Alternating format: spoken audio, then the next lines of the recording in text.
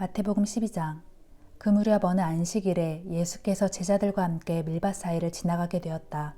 그런데 제자들이 배가 고파 밀 이삭을 잘라 손으로 비벼 먹었다.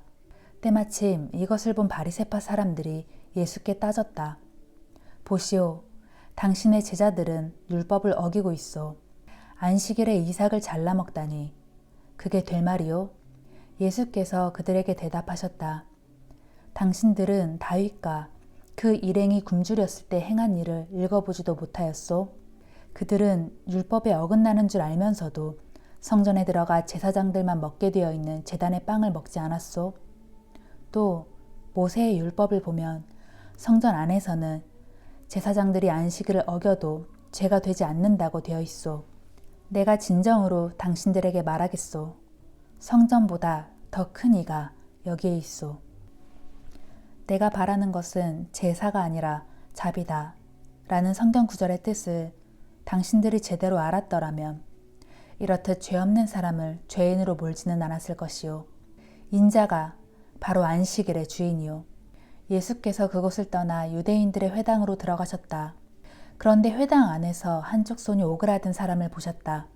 그때 바리새파 사람들이 예수를 고발할 구실을 찾으려고 안식일에 병을 고쳐주는 것이 옳은 일이요? 하고 물었다.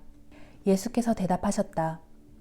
만일 당신들에게 양이 한 마리 있는데 그 양이 안식일에 구덩이에 빠졌다면 당신들은 어떻게 하겠소? 안식일이라고 해서 그 양을 그대로 내버려 두겠소? 당연히 그 양을 구덩이에서 건져 올리지 않겠소? 그런데 사람이 양보다 얼마나 더 귀하오. 그러니 안식일에 선한 일을 하는 것이 100번 옳소. 그러고 나서 예수께서는 손이 오그라든 사람에게 당신의 손을 펴시오 하고 말씀하셨다. 그 환자가 손을 펴자 그의 오그라든 손이 다른 쪽의 성한 손과 같이 온전해졌다.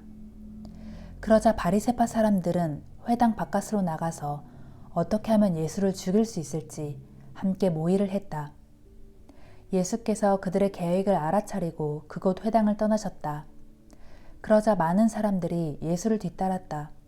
예수께서는 병자들을 고쳐주시면서 자신에 관한 소문을 세상에 퍼뜨리지 말 것을 당부하셨다. 이것은 그분에 관한 이사야의 다음과 같은 예언이 이루어진 것이다. 보라, 나의 종, 내가 택한 자, 그는 내가 사랑하는 자라. 내가 나의 영을 그에게 부어주리니 그가 여러 나라의 정의를 선포하리라. 그는 다투지도 않고 잘난 체하지도 않아. 길거리에서는 그의 소리를 들을 수 없으리라. 그는 정의가 승리할 때까지 상한 갈대 같은 나약한 자를 짓누르지 않으며 꺼져가는 심지 같은 가장 작은 자의 희망도 억누르지 않으리라. 그리하여 그의 이름은 온 세상에 희망이 되리라. 그때의 사람들이 귀신 들려 눈이 멀고 벙어리가 된 어떤 사람을 예수께 데려왔다. 예수께서 그를 고쳐주시자 그는 눈이 열리고 말문이 트였다. 사람들은 모두 눈이 휘둥그레져서 이 사람이야말로 다윗의 자손이 아닌가 하고 소리쳤다. 그러나 그 말을 듣고 바리새파 사람들은 그가 귀신을 쫓아낼 수 있는 것은 그가 바로 귀신의 두목 바알세불이기 때문일 거요 하고 쏘아붙였다. 예수께서 그들의 생각을 아시고 말씀하셨다. 어느 나라든 갈라지면 망하고 도시나 집안도 갈라져서 서로 싸우면 지탱하지 못하오. 생각해 보시오. 사탄이 사탄을 쫓아내면 그 역시 자기 편끼리 싸우는 셈이니 그 나라가 과연 유지되겠소? 당신들 말대로 내가 바알세불의 힘을 빌려 귀신을 쫓아낸다면 당신들의 사람들은 누구의 힘으로 귀신을 쫓아내는 것이오? 그 점이 바로 당신들의 주장이 잘못되었다는 것을 단적으로 드러내는 것이요. 나는 하나님의 성령으로 말미암아 귀신들을 쫓아내고 있소. 그러므로 하나님의 나라가 이미 당신들 가운데 와 있소. 힘센 사람의 집에서 살림살이를 빼앗아 가려면 먼저 그 힘센 사람부터 묶어 놓아야 하오. 그렇지 않소? 나와 함께 하지 않는 사람은 나를 반대하는 자이고 나와 함께 사람들을 모으지 않는 자는 내 사람들을 흩어버리는 자요. 그러므로 내가 당신들에게 분명히 말하겠소.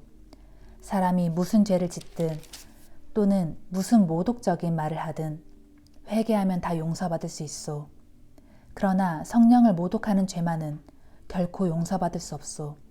또 누구든지 인자를 거슬러 욕하는 사람은 용서받을 수 있소. 그러나 성령을 거슬러 욕하는 사람은 이 세상에서든 저 세상에서든 결코 용서받지 못할 것이요. 나무는 그 열매를 보면 알 수 있소. 좋은 나무라야 좋은 열매를 맺고 나쁜 나무에는 나쁜 열매가 맺히기 마련이요.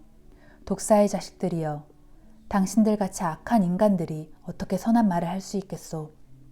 모든 말은 결국 그 사람의 마음에서 나오는 것이요. 선한 말은 선한 마음에서 나오는 것이고 악한 말은 악한 마음에서 나온 것이요. 내가 진정으로 당신들에게 말하겠소. 장차 최후의 심판 날에는 당신들이 내뱉은 아무리 사소한 말이라도 다 스스로 책임을 져야 할 것이요. 당신들이 한 말에 따라 옳은 사람으로 인정받기도 하고 혹은 죄인으로 판결받기도 할 것이요. 어느 날 율법교사와 바리새파 사람들 몇 명이 예수께 와서 기적을 보여달라고 요청했다. 예수께서 그들에게 대답하셨다. 악하고 믿음이 없는 세대가 기적을 보여달라고 요구하지만 예언자 요나에게 일어났던 기적 외에는 보여줄 것이 없소. 요나가 큰 물고기 뱃속에서 사흘 밤낮을 지냈듯이 인자도 땅속에서 사흘 밤낮을 지낼 것이요. 심판날에 느니웨 사람들이 일어나 당신들을 정죄할 것이요. 그들은 요나의 설교를 듣고는 회개하고 하나님께로 돌아왔지만 당신들은 요나보다 더 큰 이가 지금 여기 있는데도 그를 전혀 믿으려 하지 않았기 때문이요. 심판날에는 남쪽 나라에 살던 스바 여왕도 일어나 당신들을 정죄할 것이요. 그 여왕은 솔로몬의 지혜를 들으려고 먼 땅에서부터 찾아왔지만 당신들은 솔로몬보다 더 큰 이가 여기 있는데도 그를 전혀 믿으려 하지 않았기 때문이요. 더러운 귀신은 사람에게 깃들어 있다가 나오게 되면 물 없는 광야를 돌아다니며 쉴 곳을 찾아 헤맨다오. 그러다가 찾지 못하면 그 귀신은 말하기를 전에 있던 그 사람에게로 되돌아가자 하면서 다시 돌아간다오. 되돌아가서 보니 여전히 비어있을 뿐만 아니라 잘 정리되어 있는 것을 보면 다시 나와서 자기보다 더 악한 다른 7 귀신을 데리고 그 사람 속으로 들어가 함께 산다오. 그러면 그 사람은 이전보다 더욱 비참하게 된다오. 이 악한 세대도 그렇게 될 것이요. 예수께서 사람들에게 여전히 말씀하고 계실 때 예수의 어머니와 형제들이 밖에 와서 기다리면서 예수와 이야기하기를 바랐다. 어떤 사람이 예수께 다가와 선생님의 어머니와 형제들이 선생님과 말하려고 밖에 와 계십니다 하고 전하자 예수께서 물으셨다. 누가 내 어머니이고 누가 내 형제요? 그러고는 손을 내밀어 제자들을 가리키시면서 말씀하셨다. 보시오, 이들이 내 어머니이고 내 형제들이요. 하늘에 계신 내 아버지의 뜻대로 사는 사람은 누구든지 내 형제요, 내 자매요, 내 어머니입니다. 그날 예수께서 집에서 나와 갈릴리 호숫가에 가서 앉으시자 많은 사람들이 예수님 주위에 모여들었다. 예수께서는 배에 올라가 앉으셨고 사람들은 호숫가에 그대로 서 있었다. 그때 예수께서는 비유를 들어 많은 것들을 말씀해 주셨다. 한 농부가 밭에 나가 씨를 뿌렸습니다. 그런데 어떤 씨들은 길가에 떨어지니 새들이 와서 쪼아 먹었습니다. 또 어떤 씨들은 흙이 깊지 않은 돌밭에 떨어지니 싹이 곧 올라왔지만 흙이 얕아서 뜨거운 떼약볕에 말라 죽어버렸습니다. 뿌리가 깊이 박히지 않았기 때문입니다. 또 어떤 씨들은 가시덤불 속에 떨어지니 가시덤불이 무성하게 자라 그 씨들이 자라나지 못하게 막아버렸습니다. 그러나 어떤 씨들은 기름진 좋은 땅에 떨어지니 그 씨들이 잘 자라 100배, 60배, 30배의 열매를 맺었습니다. 귀 있는 사람은 알아들으십시오. 제자들이 다가와서 예수께 물었다. 왜 사람들에게 비유로 가르치십니까? 예수께서 대답하셨다. 너희에게는 하늘나라의 비밀을 아는 것이 허락되었으나 다른 사람들에게는 허락되지 않았다. 가진 사람은 더 받아서 넉넉하게 되겠지만 갖지 못한 사람은 조금 있는 것까지도 빼앗길 것이다. 내가 비유로 말하는 이유는 이것이다. 즉, 그들은 보아도 보지 못하고 들어도 듣지 못하기 때문이다. 이로써 이사야의 예언이 이루어지는 것이다. 너희는 듣기는 들어도 깨닫지 못할 것이고 보기는 보아도 알아보지 못할 것이다. 이 백성은 마음이 굳어져서 귀는 듣지 못하고 눈은 감겨 있다. 이렇게 된 것은 그들로 하여금 눈으로 보지 못하게 하고 귀로 듣지 못하게 하고 마음으로 깨닫지 못하게 함으로써 그들이 내게로 돌아오지 못하게 하여 그들을 고쳐주지 않으려는 것이다. 그러나 너희 눈은 열려 있어 지금 보고 있으므로 복되고 너희 귀도 열려 있어 지금 듣고 있으므로 복되다. 내가 진정으로 너희에게 말한다. 많은 예언자들과 의인들이 너희가 지금 보고 있는 것을 보려고 하였지만 보지 못하였고 너희가 지금 듣고 있는 것을 들으려고 하였지만 듣지 못하였다. 이제 너희는 씨 뿌리는 사람의 비유가 무슨 뜻인지 들어보아라. 뿌린 씨가 길가에 떨어졌다는 것은 하늘나라의 기쁜 소식을 듣고도 깨닫지 못하는 사람의 마음을 가리킨다. 이런 사람들은 악한 자가 와서 마음속에 있는 씨를 빼앗아 간다. 뿌린 씨가 흙이 얕은 돌밭에 떨어졌다는 것은 말씀을 듣고 처음에는 기쁜 마음으로 받아들이기는 했지만 그 씨가 뿌리를 깊게 내리지 못하는 사람의 마음을 가리킨다. 그런 사람은 어려움이 닥치거나 박해를 받게 되면 열정이 금방 식고 믿음이 흔들려 넘어지고 만다. 뿌린 씨가 가시덤불에 떨어졌다는 것은 말씀을 듣기는 하지만 세상에 대한 염려와 재물의 유혹이 하나님의 말씀을 막아버리는 사람을 가리킨다. 이런 사람은 아무런 열매를 맺지 못한다. 뿌린 씨가 좋은 땅에 떨어졌다는 것은 말씀을 듣고 깨달아 그대로 실천함으로써 100배, 60배, 30배로 풍성한 열매를 맺는 사람을 가리킨다. 예수께서 또 다른 비유를 들어 사람들에게 말씀하셨다. 하늘나라는 자기 밭에 좋은 씨를 뿌린 농부와 같습니다. 사람들이 잠자고 있는 동안에 원수가 와서 밀밭에 가라지를 뿌리고 갔습니다.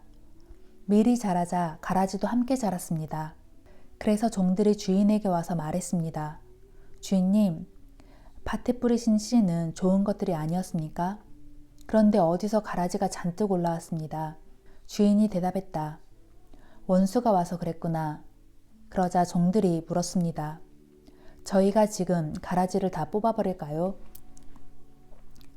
그러자 주인이 말하기를 아니다. 지금은 가만두어라. 가라지를 뽑다 보면 밀까지 뽑히게 되니 추수 때까지 그냥 내버려 두어라. 추수할 때에 내가 추수꾼들에게 일러서 가라지를 먼저 뽑아 불에 태우라고 하겠다. 그런 다음에 밀을 거두어 곳간에 쌓으라고 하겠다.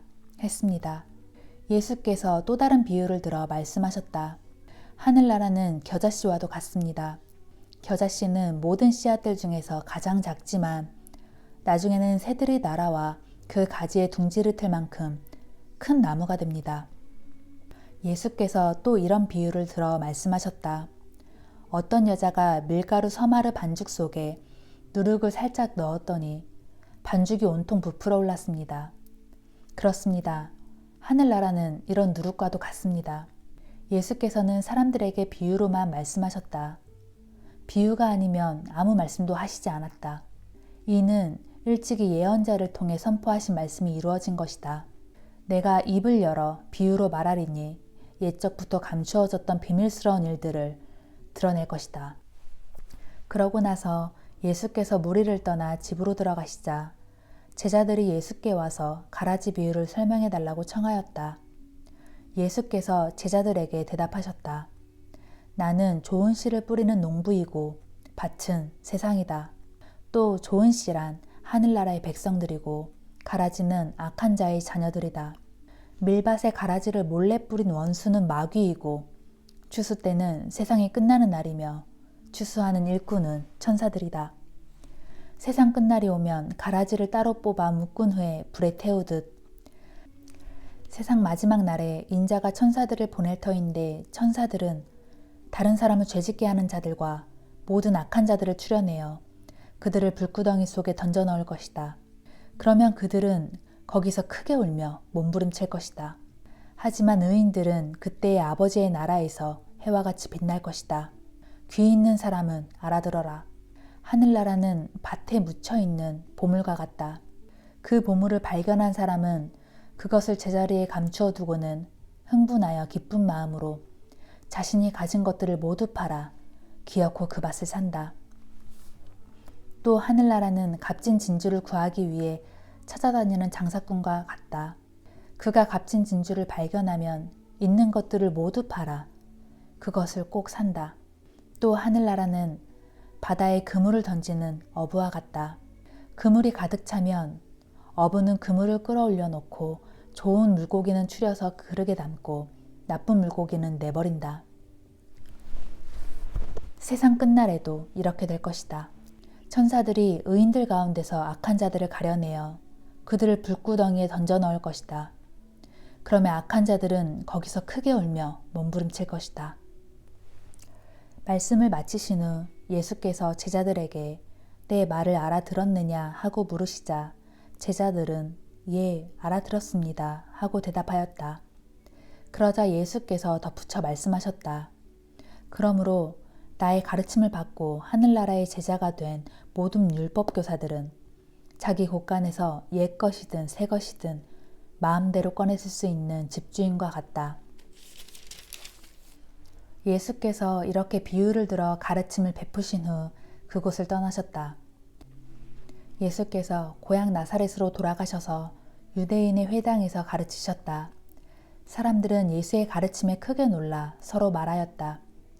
예수가 어디서 저런 지혜와 능력을 얻었을까? 저 사람은 본래 목수의 아들이 아닌가? 그의 어머니는 마리아이고 그의 동생들인 야고보, 요셉, 시몬, 유다도 우리가 다 알고 있다.